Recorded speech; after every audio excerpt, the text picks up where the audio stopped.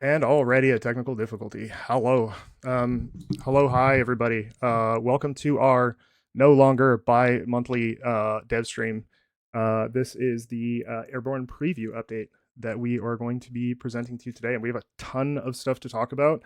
And while we have not talked in a really long time here in Foxhole land, I'm going to hand it over to Mark so that he can catch you up and we can start showing you all the stuff that we've been working on. Yeah, it's been a big update and finally excited. We've been holding on to this for a long time and we're finally really excited to show you guys what we've been working on all this time. Um, First, I want to just talk a little bit about what led to this update.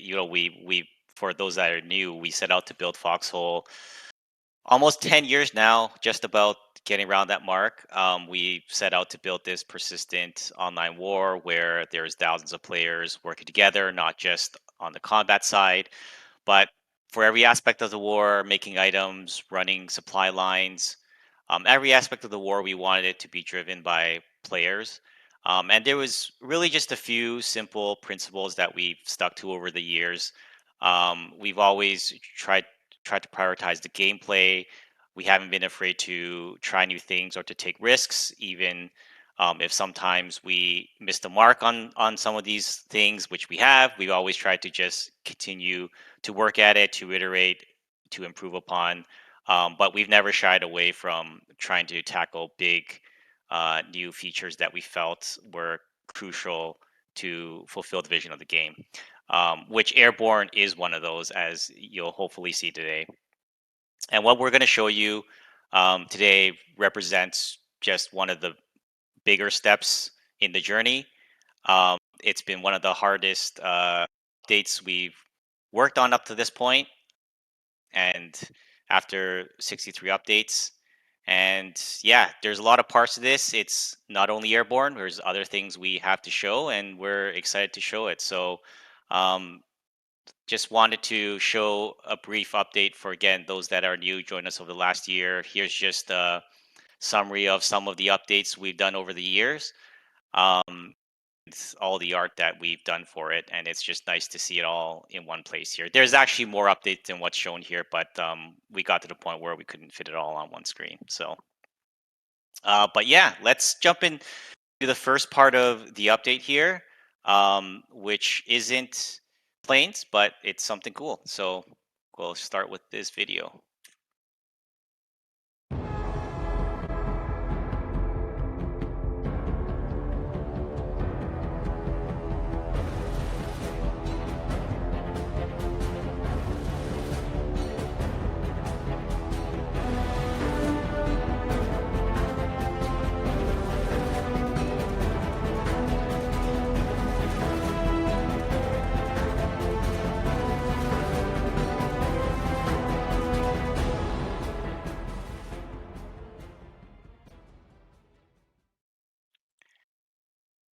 Yeah, so this is the first big feature we want to show off of the update. We've done a overhaul of all the visuals the environment visuals in the game, to be specific. Um, and there's a couple of goals that we have for this. One is that we felt that other parts of the game, like the vehicles and the structures, had increased. We've increased the visual quality of them over the years as we've worked on the game. And one thing that we wanted to do was to go back to the actual world and the environment and to bring the visuals of those parts of the game up to the standards of everything else. So this was a massive effort. Um, we've updated every tree, every blade of grass, every bush in the game, and we've also done this for each of the biomes in the game. We had to create new art for all of this, but the result is an environment that looks a lot more up to date with the rest of the game. And another big goal of this was when we came to work on Airborne, we really wanted to make sure that the world looked appropriate from high up in the sky. And a lot of the environment that we had originally made was not made to look appropriate from that high of a camera angle. So besides the actual visual art, we also did a bunch of engineering work to make rendering look appropriate from the sky. In fact, when we first tested out flying planes, the world looked very strange. A lot of the environment was not visible because of the way that the world was rendered, and we had to put a lot of work into making sure that shadows and structures and rocks and trees were all being shown from afar. And this has just been a massive effort. When you design a game to be made on the ground initially, and later on you want to make the game playable from the sky, it is a lot of work. So we're really, really excited about this. But Matt, maybe you can talk a little bit more about the process here. Yeah, so one of the big things that we wanted to do was to make sure that the game still felt like Foxhole. We didn't want it to suddenly become something new or like hyper realistic, but we wanted to bring some of the visuals more in line, both thematically as well as just with the way that the art had kind of evolved in different ways. And so I wouldn't expect there to be like a whole bunch of new like little details or like facets to the world that weren't there before. It's just that a lot of the world has been updated, especially like we're talking like the natural environment, so foliage, grass, some of the some of the town textures and things like that have been updated. And one of the places that I think especially benefits a lot from the work that we've done here is the northern biome, which was a little bit flat, in my opinion, previously. It was something that we had worked really hard to try to figure out, but there wasn't really too many good solutions at the time for the way that we were doing some of the art, our workflow. So we also changed the workflow for how a lot of this stuff is done, which allows us to get a little bit more out of every like inch of the world without having to do a ton of like manual like work that would be otherwise incredibly time consuming for a team as small as ours. So we were able to take some of our experience and reapply it, given that we were doing this big overhaul. So a lot of what you're going to see is new areas that maybe feel like they have or pretty old areas, sorry, that maybe feel like they have a fresh coat of paint. And it'll be kind of exciting to see how like videos and things like that come about as you guys dig into this. But one of the other big things is we are doing our absolute very best to make sure that like if you could play Foxhole well previously, you will be able to play Foxhole well now on the same sort of settings that you had before. That's the goal. Hopefully we will be able to continue and to iterate and update and make sure that performance is where it needs to be, as well as the dev branch goes through and everything like that. So I'm looking forward to seeing all of you getting your hands on this stuff. The Foxhole GeoGuessr is going to need some major updates. Yeah. Okay, great. Now we said that, let's get into the meat of the update. So let's talk about Airborne, right? So one of the things we did at the beginning was we wanted to set our goals straight for this update, because our goal was not to build the best flight simulator, or to try to make a game to try to build an aircraft game that is comparable to other aircraft focused games. Our goal was to build the best thing that will make the parts of Foxhole special even more special, right? So we wanted to enhance the persistent war, and what we wanted to do was not only worry about what you're doing in the sky, but to worry about what's happening on the ground. Questions like, how do you build a plane? That should be a big deal in Foxhole. How do you supply the plane? How do ground crews keep your aircraft operational? These were the parts of um, aircraft and aircraft gameplay that we wanted to focus the most on. And we also wanted to just make sure that it worked really well with the land and the naval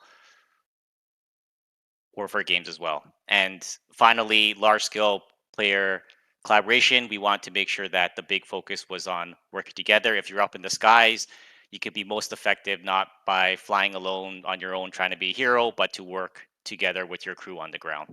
So that was a big focus of the gameplay. And without further ado, we want to give you guys a first look at how flying planes looks like in Foxhole. Let's take a look.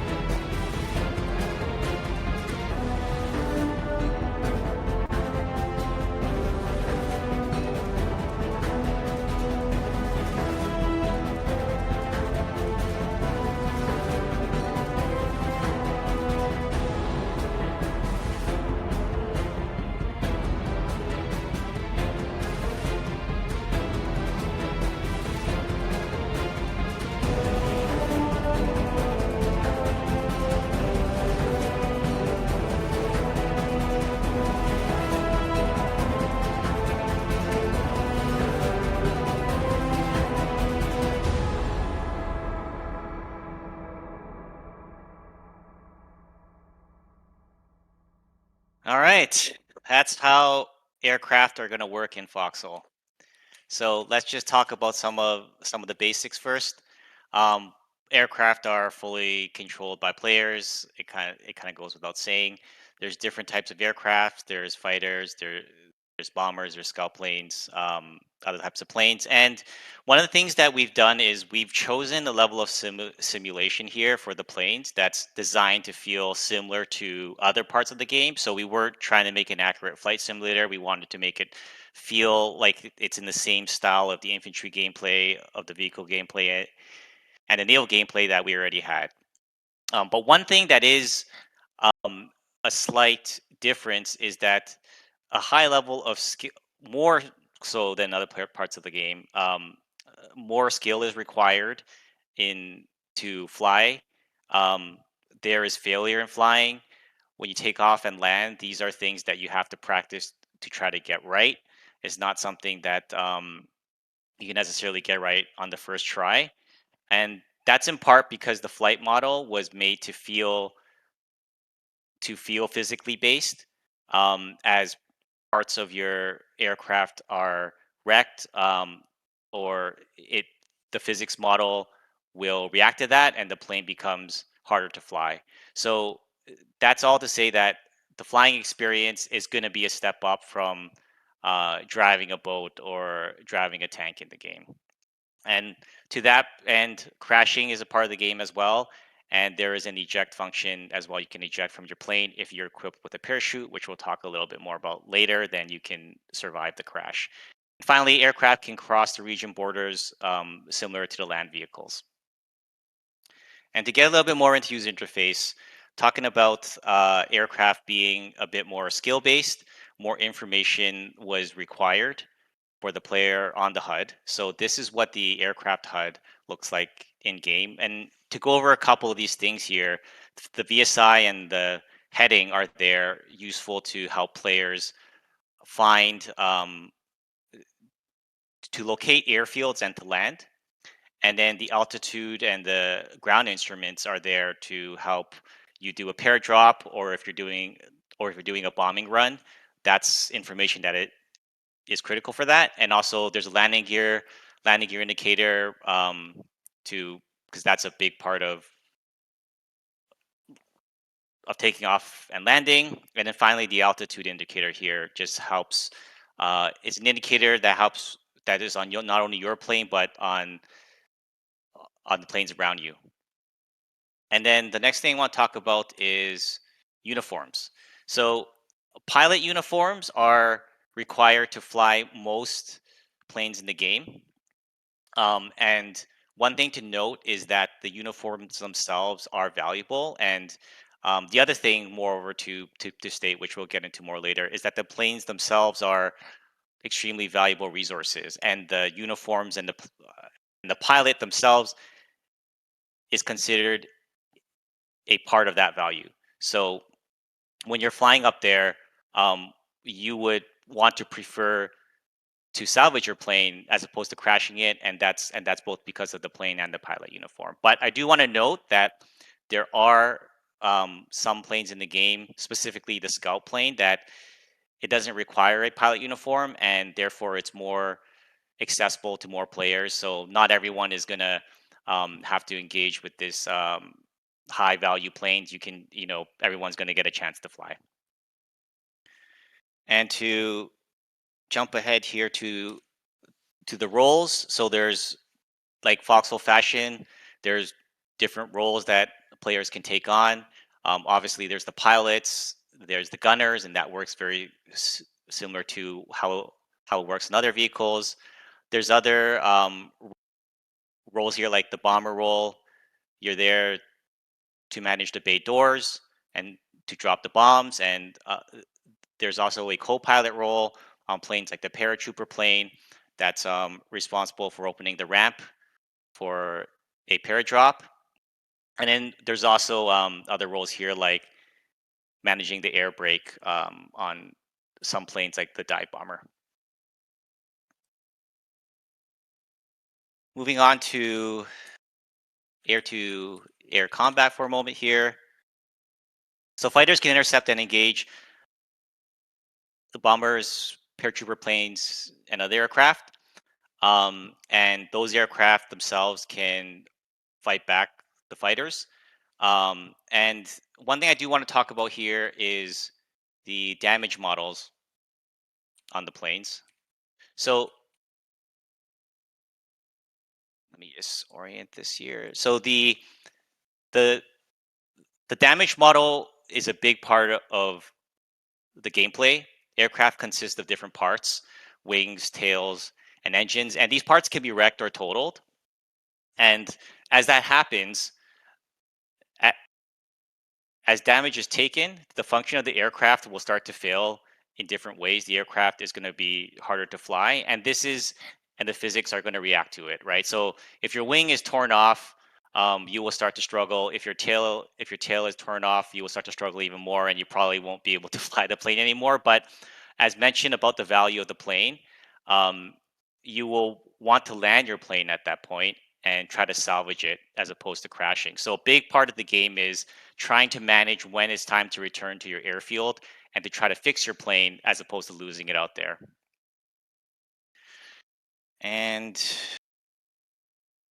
where's that? And at this point, Max, I think I'm going to hand it over to you. Yeah, all right. So yeah, we had a lot of fun with this. So an aircraft can we are simulating a simple form of physics with these aircraft. So a lot of what I learned a lot about how aircraft works from working on these aircraft, but you'll start to get a sense for it once you start to feel the aircraft fall apart. Exactly how integrated the physics are into these aircraft. So, for example, when a wing gets wrecked, like you can see in the top left there, the lift of that wing is going to decrease, which is going to tilt the aircraft to the left and sort of pull the aircraft left. But you can offset that by using your rudder or your elevators to sort of shift right. And like I said, you'll get a sense for it once you're actually flying it. But it's really cool that as the aircraft starts to fall apart, as parts become damaged or wrecked and destroyed, that the aircraft starts to lose its functionality, starts to become harder to maneuver, might even like start to climb and stall out. So the more practice you have in these aircraft, the better you're going to be as a pilot, but also the more likely you are going to be able to return to the airfield if you're taking significant damage. And as Mark pointed out, you'll want to try to recover the aircraft, even if you are taking tremendous amounts of damage. Even if you can't make it all the way back to the airfield, you might aim to land in friendly territory, for example, because even recovering parts of the plane would be a significant advantage or a significant cost savings to replacing it. So there's a lot of different kinds of actions that you can take as these aircraft. We've got the bombing runs, which you're meant to target land targets like facilities and soft structures. You can damage bunkers as well, but the expectation here is you should need a number of bombers to be able to do significant damage.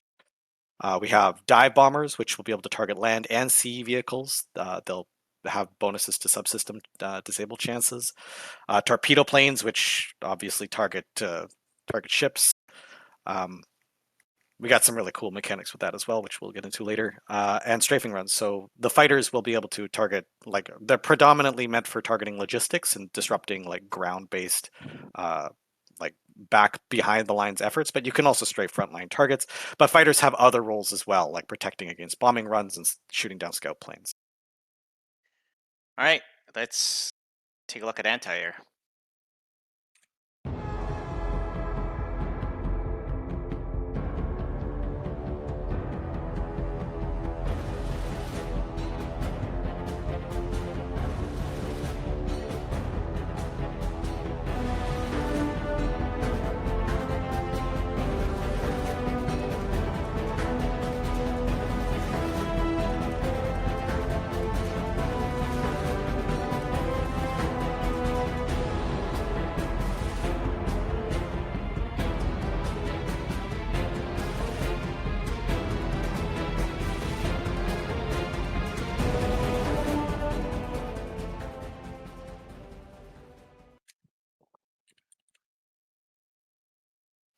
Someone in chat is like, "How do you even target?" Yeah, you'll see. It's fun. So there'd be two kinds of machine guns. There'll be two kinds of two kinds of anti-air that you can utilize against the aircraft. Some of the machine guns will be able to tilt up and be able to target aircraft directly, like fighters when you're coming in for a strafing run. Many of the ships will be able to do this. So true to history, the machine guns on the decks of the ships will help prevent runs against the ship. And then we have these cannons, which are these anti-air emplacements, these flak guns, which will operate very similarly to artillery. They shoot into the sky, and you have to try to land hits. There'll be an explosion that lingers in the air that planes could fly through and take damage. Again, true to history. And it will require team effort to try to hit something moving that fast, that high. All right, we'll just take a really quick look at the emplacements for each side. Yeah, so this is the Colonial one. Both of these, the Colonial one and the Warden one, are very similar in functionality. There'll be one gunner who's there to rotate it and also set the range, and the one gunner who actually has to set the pitch as well.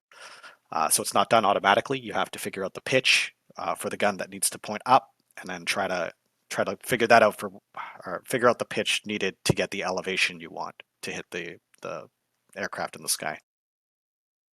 Here's the Warden one. Again, functionality is very similar.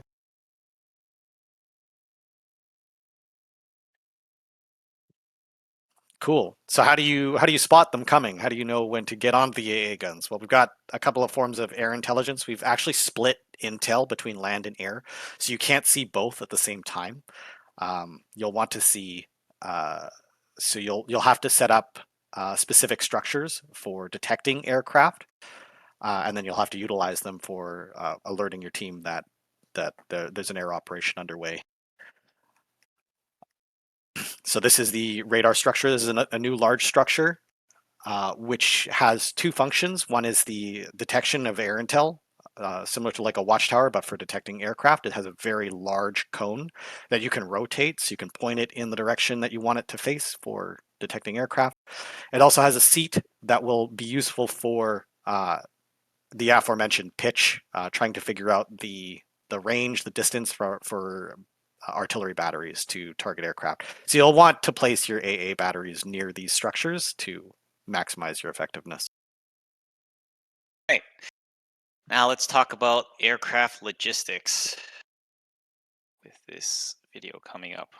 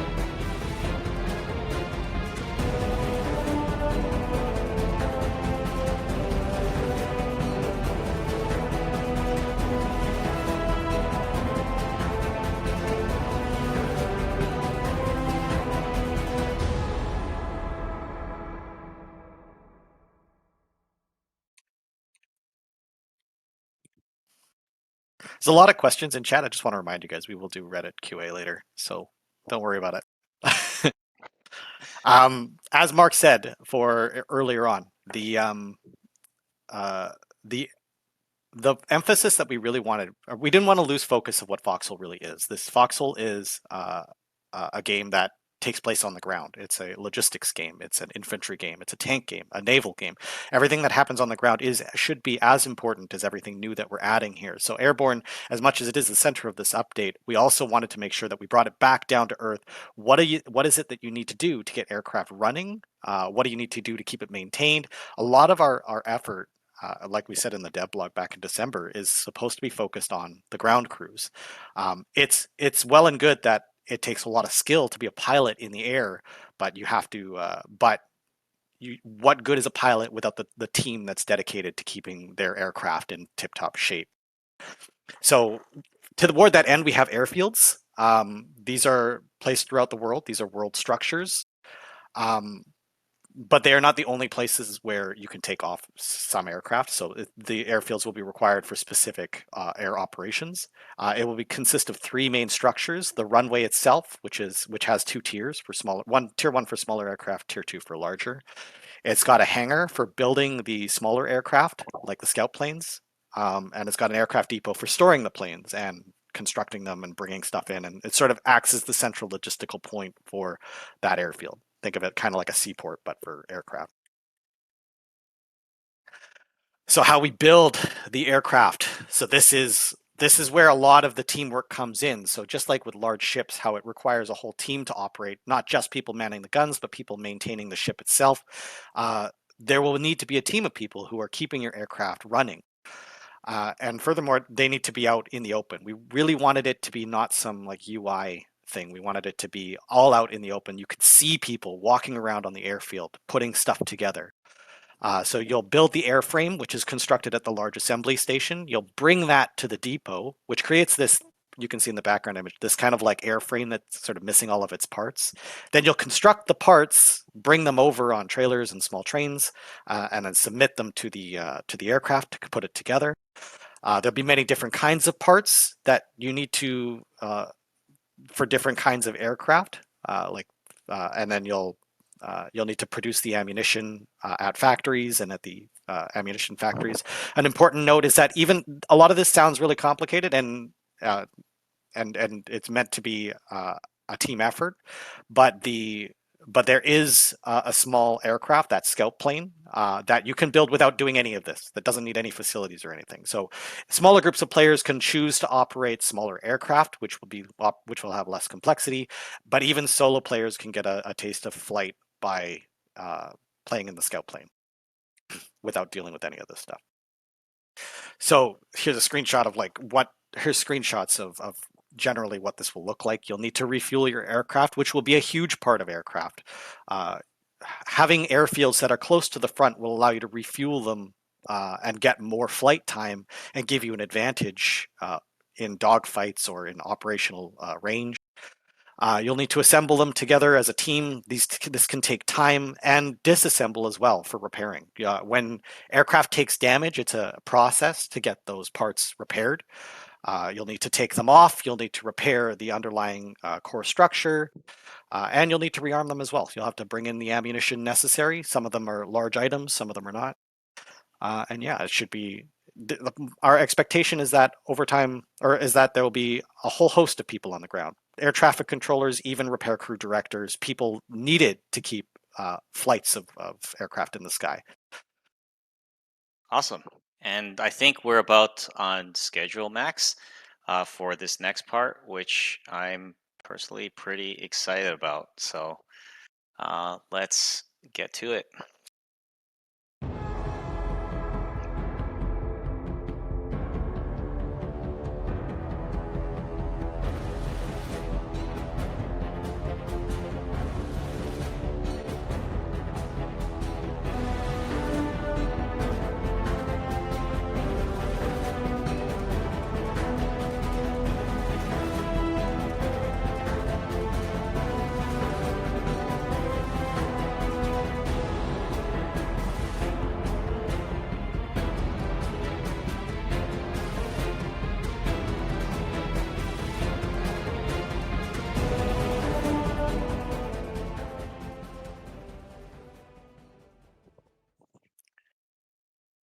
All right, let's talk about paratroopers. So, just to talk about how you equip and prepare for a paratrap, you obviously need a paratrooper plane. You need a pilot and a co-pilot to fly it.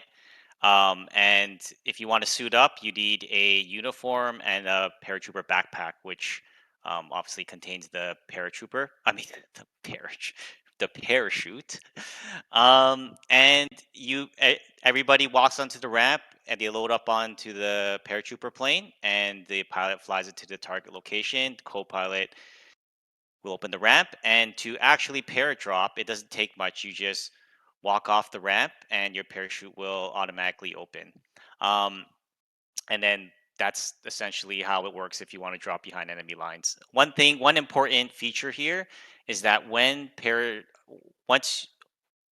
you jump out and once you hit the ground, paratroopers will be invisible to map intel for a period of time after dropping. Right now, that's around 30 minutes, but that time duration is obviously subject to change. And we'll just want to take a look at the two uniforms here. Here's the Colonial uniform, and here is the Warden one. And then there's also the backpack item here that is required to drop. And just to note, if you can jump out without a parachute, which is not a good idea. If you're over encumbered, your parachute will fail to deploy as well. So it's possible to have accidents, and you need to be prepared. So, and having said that, I think it's time to look at the aircraft for each faction, and I guess we will start with the Colonials here.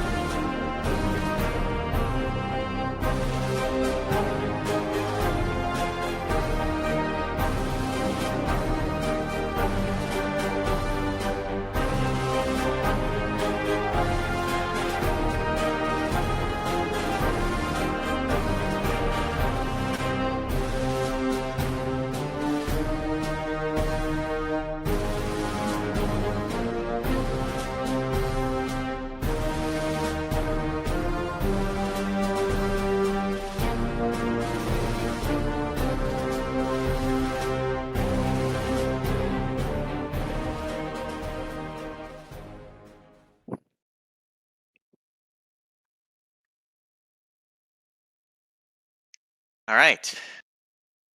Man, it's hard to believe how much time has gone by since we started working on these. It's been like 8 months. I know you get the community. You probably felt like it's been years, but Oh, it's been a lot longer than that. When we started working on the prototype, it's been almost 2 years. So that's true. Yeah. I mean, if you want to get really, really technical, I mean, we did a prototype of this like 5 years ago or something. I think we started. I think we started writing code about 2 years ago. I could be off by a couple of months, but yeah, I think it's been about 2 years. Yeah. Yep. All right, so let's go through these aircraft one at a time. Let's give you guys a general sense of what we're expecting to see from them. But of course, a reminder that a lot of this stuff could change in Dev Branch, so try to take that with a grain of salt. This is the Colonial Scout plane. This is the plane that you will be flying if you're just a solo player and you just want to get into the sky and see what it's like. The purpose of this aircraft is it can drop mines, surface water mines, which we'll get into a little bit later. And it has very limited ammo for dogfighting, but it can potentially fight other scout planes, and it can also do a couple of strafing runs. The Colonial Fighter. This is kind of the centerpiece of all of the planes. It kind of functions as the linchpin for the entire arsenal. It's predominantly used for countering other aircraft. If an enemy is doing a bombing run, for example, this is the premier way of stopping it. It's also used for dogfighting other fighters. It shoots down scout planes pretty well. And it takes only one pilot. So, but again, as we said earlier, the ground crew is important too. You'll have to keep these things rearmed and refueled. The dive bomber. This is my personal favorite. This is one of my favorites. It's so fun. I don't know it's so fun. It's so fun. You can so this is able to drop bombs on both tanks and ships. Its main advantage is that it damages the turret, or it has subsystem disable chances. So if you're attacking ships, for example, you'll want to try your best to get a precise hit on the turrets in order to disable them. And that's why it's a dive bomber. The act of diving down towards the ship is what gives it its accuracy, and to try to drop that bomb exactly where you need it to go will be important for the effectiveness of this. And there's actually another function for the gunner role, right, Max? You want to talk about Yeah, that? that's right. Oh, yeah, that's right. The rear gunner will help protect the plane from fighters, for example, that are on its tail, but it also has an air brake. So the gunner will be able to initiate an air brake, which will slow its descent, making that targeted hit a little bit easier. But that will require good teamwork and skill. The paratrooper plane.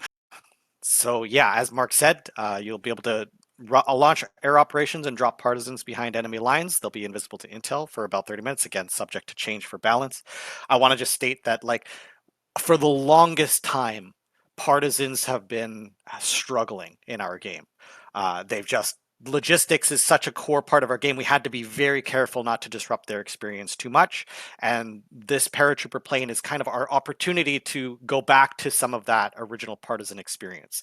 Feeling unsafe in the backlines is supposed to be a part of Foxhole, but we need to make sure that that's carefully balanced. So we're going to be listening to you guys' feedback about that, but keep that in mind. The goal here is to ruffle some feathers a little bit. The Colonial Heavy Bomber, this tremendous number of bombs, and it does a tremendous amount of damage. But the expectation here is that you should need a flight of them. It shouldn't just be one guy in one bomber doing tremendous amounts of damage. It's supposed to be a whole wing of them flying in formation, trying to drop their bombs on the same target. If you can do that, this thing will be extremely devastating. And one of the most effective ways to counter it will be with fighters. So you'll want to protect them as well. You'll want to have fighter wings running alongside them, and possibly escape routes. If it starts to take damage and starts to go down, you'll want to try to find a way to recover them without going down behind enemy lines. All right, that does it for the Colonial Aircraft lineup, and now let's move on to the Wardens.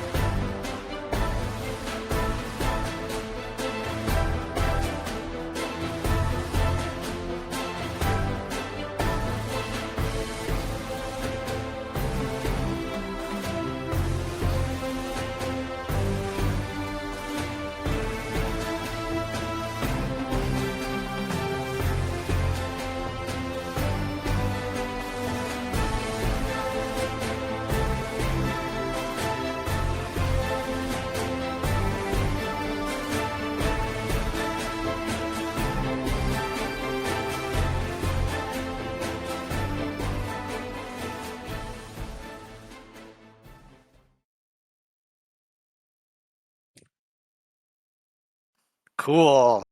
The Warden Scout plane. I forgot to mention this about the Colonial Scout plane.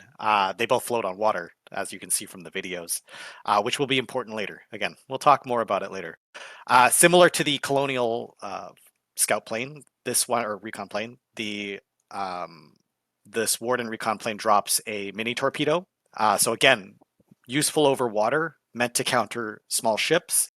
It's got limited ammo capacity for shooting its machine gun, but its primary purpose is to support early game and small ship naval. The Warden Sea Fighter. So this is an extra plane, which I'll talk more about a little bit later, but this is an extra plane that the Wardens get that the Colonials don't. So you'll notice the Wardens actually get this one extra fighter, and I will explain why later. This is a fighter. It's more limited in its ammo capacity. It's slower in speed than the Warden fighter, but it does provide some more short-range options, like being able to land and take off from water. The Warden fighter. This one is is symmetrical to the Colonial one, but they're not exactly the same. They both have a different feel to it.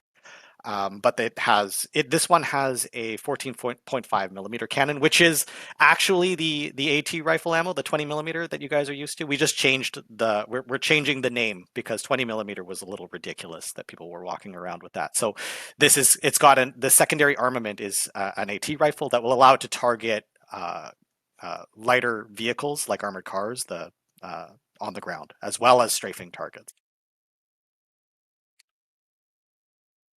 Torpedo bomber. This one is my second favorite ship, and they're pretty close between this one and the dive bomber. This one drops 2 torpedoes. What I love about this one is to get the torpedoes into it's loaded up. You have to do the wrench thing, just like the submarines, which I just think feels really, really great. When you drop torpedoes, this is important. Take notes. When you drop torpedoes, you have to be a certain height above the water. If you're too high above the water, it'll detonate on the surface. But even at the height, if you're too high, the torpedo has to sort of go down into the water and then come back up to the surface. So if you're still pretty high, but and you drop the torpedo, you could miss your target by having the torpedo basically go under the ship that you're trying to hit. So you want to try to give yourself a lot of run time, and you want to try to get as close to the surface of the water as possible to keep the torpedo on the surface. Actually, it's funny, Max, because I felt the same about the dive bomber being my favorite first, and then I saw this one in action later on. And I'm like, I think I'm changing my position. Yeah. You guys are wrong. The dive bomber is cool. So here's the paratrooper plane. Again, similar to the Colonial one, this one functions a little bit differently with where the parts are located, but generally speaking, it's pretty similar. There's actually something I forgot to mention about the previous paratrooper plane. They also carry crates. This one carries a little bit more than the Colonial one, but they can carry crates on them, which are represented on the interior, which can be used for delivering them from airfield to airfield. So if you wanted to do some air logistics to bring critical supplies from one airfield to the next, you can do that on these paratrooper planes.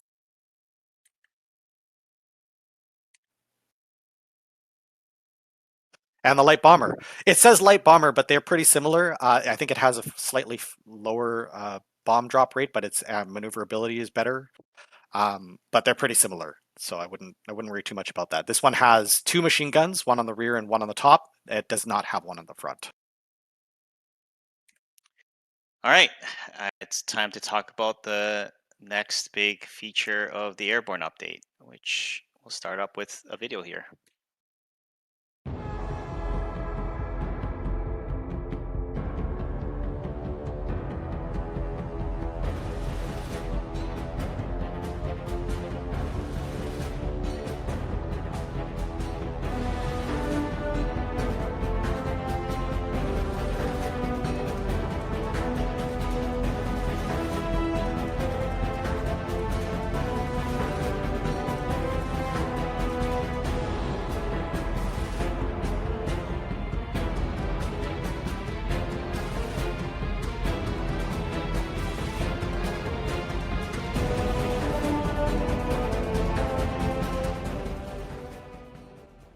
So we only showed a couple of new regions there, but there's quite a few more than that.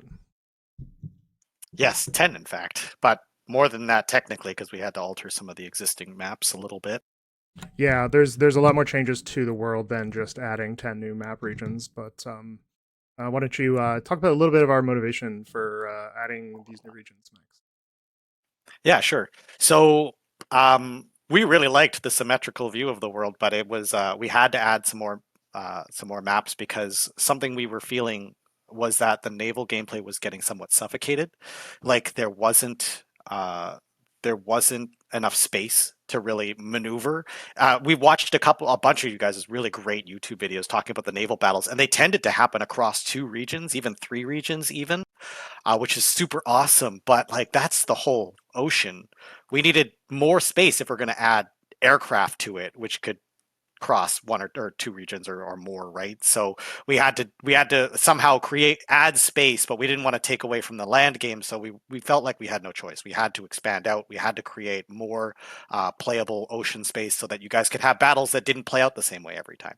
I mean, and one of the big things that has been talked about before is more ocean space. Like that's something I've seen a lot of players talking about since before Naval, even just having more like ocean tiles in general. So this was a good time to do it, and also it adds a lot of variety and new ways to interact with like the airborne gameplay and the naval gameplay. So one of the cool side effects of this is we get to explore a little bit more of some regions in the lore that maybe we hadn't previously. So a lot of the new, I think all of the new northern regions are in Nicknevin, and all the southern region, all the new southern maps except for Lycos Isle are in the in Veli, so we have even more Velian maps as well now, so that it'll be kind of cool. And some people who may have followed the development and all the way back to our old our older map concept art will recognize some of the names that show up. Okay, I'm gonna actually show the new map before you guys keep talking. Yeah, well, and one thing I will say too is some of the visuals are still work in progress, so just keep that in mind as we go into the dev branch and stuff like that. Yeah, same with this map image. This is a work in progress, so you'll notice the mountains are really hard to see. That's just work in progress. But you can, I think, if you zoom in, you can probably gather a pretty good idea of what's being changed here. I think the main thing you want to look at is how. Take a look at the roads on these new larger islands, these multi-region large items. They're somewhat different. I'll let you guys speculate about what that means. You'll notice we've had some places. We've made fingers basically a whole island because of how awesome it was and how much you loved it. But what we really loved about the fingers, we noticed from a lot of you guys' gameplay, was that fingers reached into Reaver's Pass, and that was a big part of the reason that people really focused on it, and it was the center of so much conflict. And we really liked that, so we kind of did the same thing in several places here. We wanted to reach into the mainland so that you guys, when you take this island, it actually has meaning. Taking this larger island means like an easier jump off point for actually getting back onto the mainland. All right. Are we done yet, Max? I think we have a bit more here. Yeah, actually, there is something cool here. Where we talked a lot about this update, about about planes, about the graphical overhaul, about the new maps, and there is actually a second update we worked on to include in this airborne update, and we're gonna show it to you now.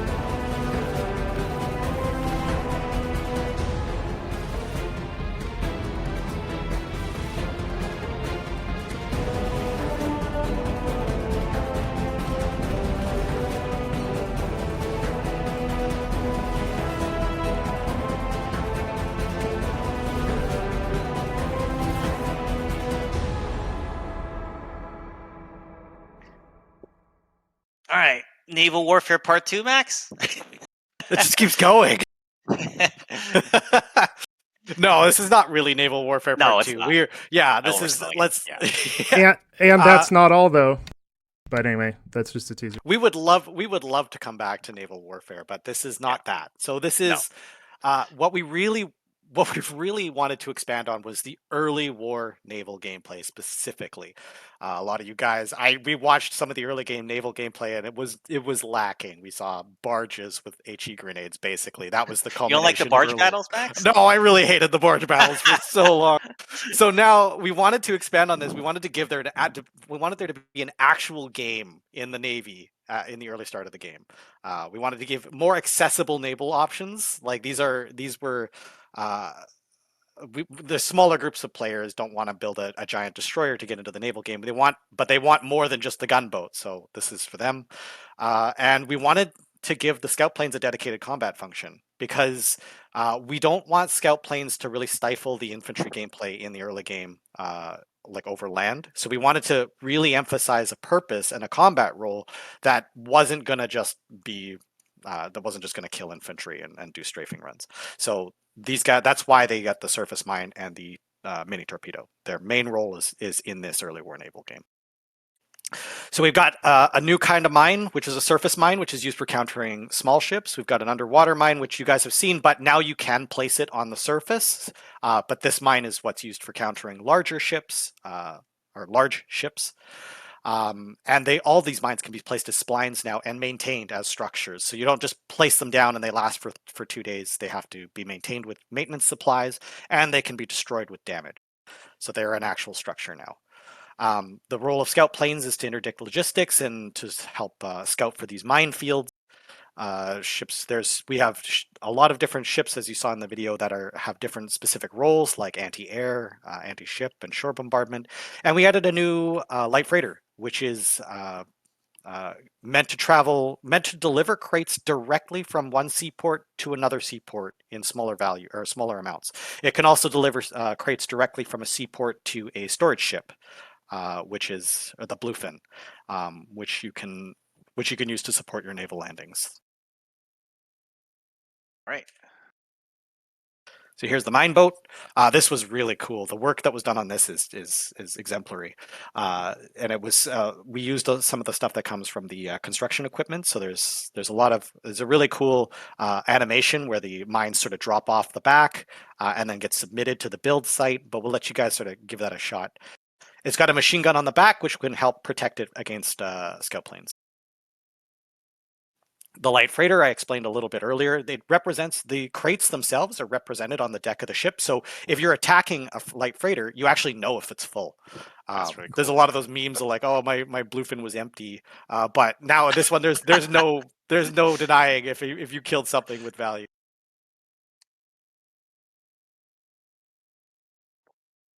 The light boat. This is used predominantly for escorting ships. This is pretty effective at countering like any aircraft, really. So it's useful for escorting like the larger ships as well. This one's pretty fast. It uses a new type of ammo that is specific for countering aircraft. It shreds the scout planes, so if you see one of these, avoid it. Similar for the Wardens. Theirs is a little bit larger, a little bit tougher, but it performs a similar role, but it's slower. Drop a little bit of the renders here. And I like that each of these have deck space that, like, even if you don't want to use it for its intended purpose, you can still walk around on there with guns and use it for anything. It's a sandbox game. The medium boat. So this is the one that's meant to counter other small boats. So think of this kind of like a tank on the water. It's meant to shoot at other ships, the infantry boats, the freighters. It could be used for raiding, but or protecting your logistics chains. It should be noted. Well, I guess we'll get to the next one. So a similar thing for the Warden gunboat or the Warden medium boat. This is like their light tank of the sea, meant to be the premier way of destroying other ships. It's worth mentioning that these are shipyard vehicles. These are not facility. These are all shipyard, right? Because like we don't have big vehicles for these ships yet. These are like the base vehicles of these ships. You don't need to build facilities for these.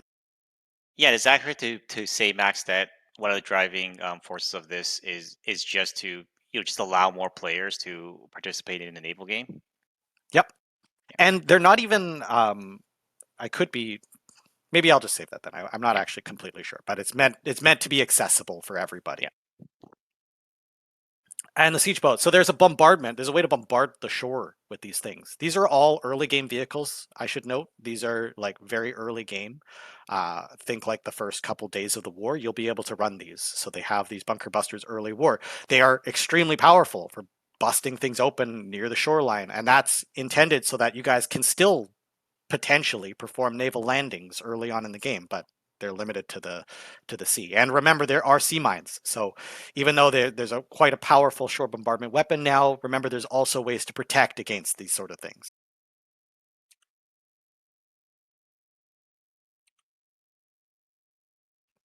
We did a new Colonial gunboat.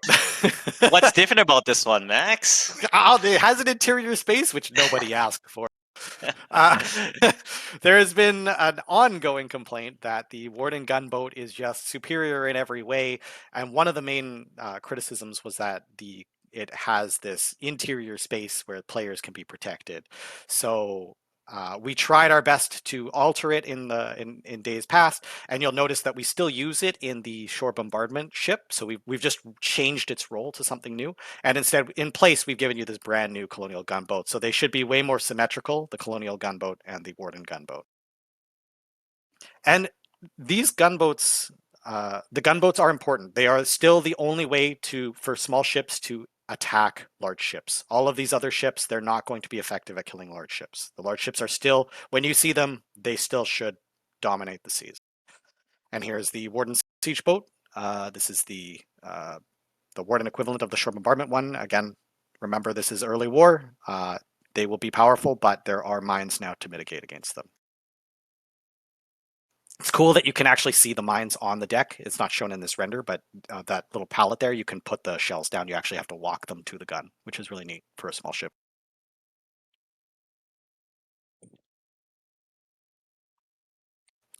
We didn't want to leave the large ships out in the cold. There's a lot of changes that we made to the large ships, but again, this is not the major. We'd love to make more changes to large ships, but these were the ones we needed to make now. We felt like the damage control gameplay, for players who were doing damage control, we felt like it was just way too rudimentary. It was too one-dimensional. So we wanted to give you guys more stuff to think about, more things to prioritize, and we wanted to address some key criticisms about large holes. So large holes can now be repaired with metal beams, but if a new leak opens in that compartment, it will reopen the large hole. So you'll still want to take these things to dry dock to repair them, but the large holes won't be as devastating as they were before. We just didn't want you guys bailing water 100% of the operation. We needed to give you an option to disable that. The disabled turrets can now be repaired, but it will take a large number of metal beams. So losing a turret in the midst of a fight will still be devastating and will still give damage control crews something to think about. But you can repair it so that losing a turret doesn't mean the end of the operation. You'll be able to reload all the barrels at once with a longer reload time. We did this because we want the damage control crews to feel like they have more things to think about. So you want to communicate to the gunners. You don't want the gunner to just keep hitting R whenever they can. You want to tell them when to reload because all 3 shells are in. So give you guys more stuff to think about and do. And of course, that I mentioned this earlier, the underwater mine can be placed on the surface. So now you need to be aware of mines. So keep an eye out. You'll want people on the decks looking out for those mines. All right. This brings us to the final feature and piece of content for the Airborne update. One last thing, which I think everyone's going to be hopefully excited about.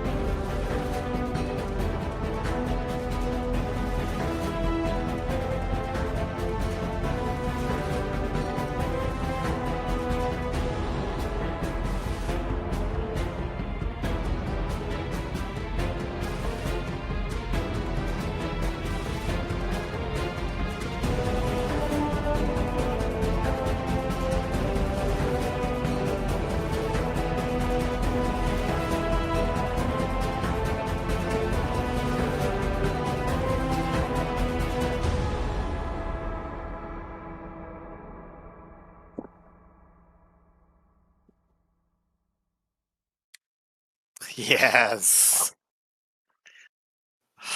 Nobody asked for this. This has never been mentioned by anyone ever. No one's Yeah. ever wanted these vehicles in the game. The Colonial Aircraft carrier. So this one is there's two aircraft that can launch from this, the dive bomber and the fighter plane. So there's an advantage to being able to launch the fighter because the fighter is the premier weapon for protecting against like bombing runs and other aircraft. So being able to launch a basic fighter from the ocean is the Colonial's biggest advantage. The dive bombers, you'll also be able to launch from this thing to help attack and assist against other ships. And you can rearm them here as well. But and we spent some time, a lot of time, trying to like fine tune how hard it is to take off and land on these things. It will take a challenge. It will take a lot of skill, but it is doable, and it's awesome when you can. When you finally figure out how to do it, it just feels great. That elevator goes up and down. There's whole roles associated with that for like repairing and maintaining aircraft on these things. The Warden aircraft carrier. So, like I mentioned earlier, the Wardens get an extra fighter, something that the Colonials simply don't. And now I hope it becomes clear why. The point of this fighter is to launch it from this aircraft carrier. This fighter was designed for this aircraft carrier. It's you can fly in, you'll land next to the ship, and then you'll be able to crane it back up on and rearm it, and then and bring along these aircraft with you. It's a lot easier to take off and land with these. And again, you don't have to use the aircraft carrier with these aircraft. They can fly off, and you can rearm it on other places. But having this aircraft carrier is what's going to enable your naval fleets to bring the aircraft with you, to have that mobile airfield that allows you to rearm and refuel right next to the front and allow the aircraft to get the maximum out of it.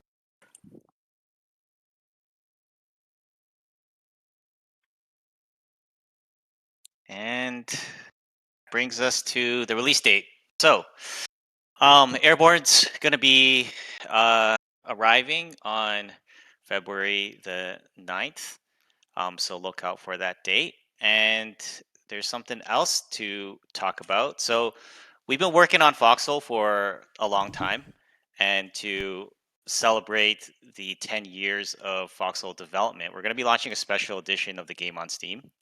And this edition is for longtime players. We're intending it for players that have been with us for years who want to support the project and support the updates and hopefully get a few extra things.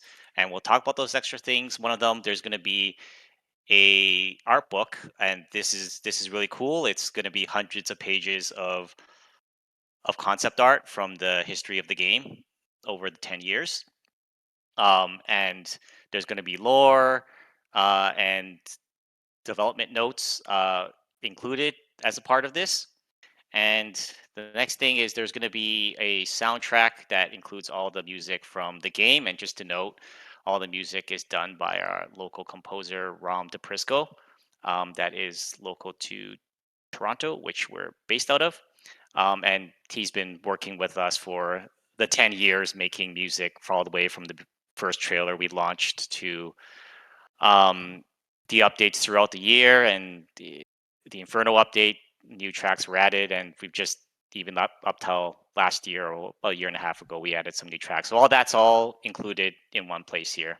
I mean, as a fun fact, with just since we're on the topic, Ram has actually also worked with us on our previous game as well, and will be working with us in the future on Anvil. So it's a long-term collaborator.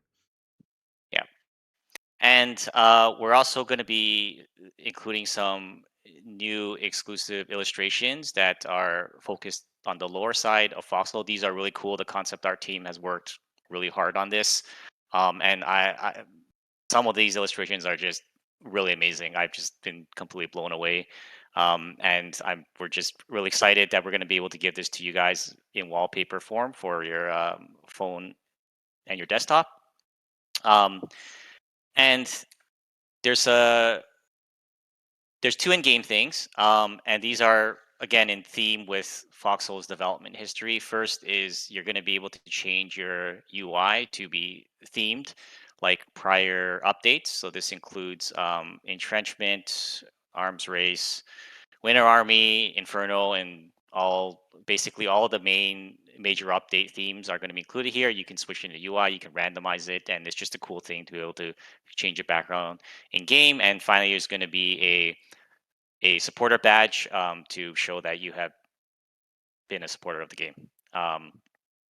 And that's it. There's no skins, there's no season pass type stuff. This is all just some things to celebrate the long history of Foxhole development, and it's gonna be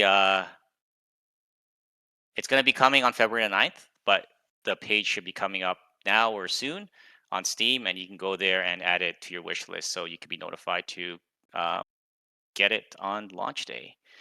And again, this edition is for longtime players who want to support the project. And if you are able to get it, I do want to note that a lot of the content here has been available on the website or in blog form for free for some time. A lot of the concept art, every major update, we do a blog post that contains all the concept art for the update, and that's not going to change. That's we're going to be doing one of those posts for this update as well, and that's going to remain free, as well as some of the music tracks you can also get on our website. So that stuff is going to change.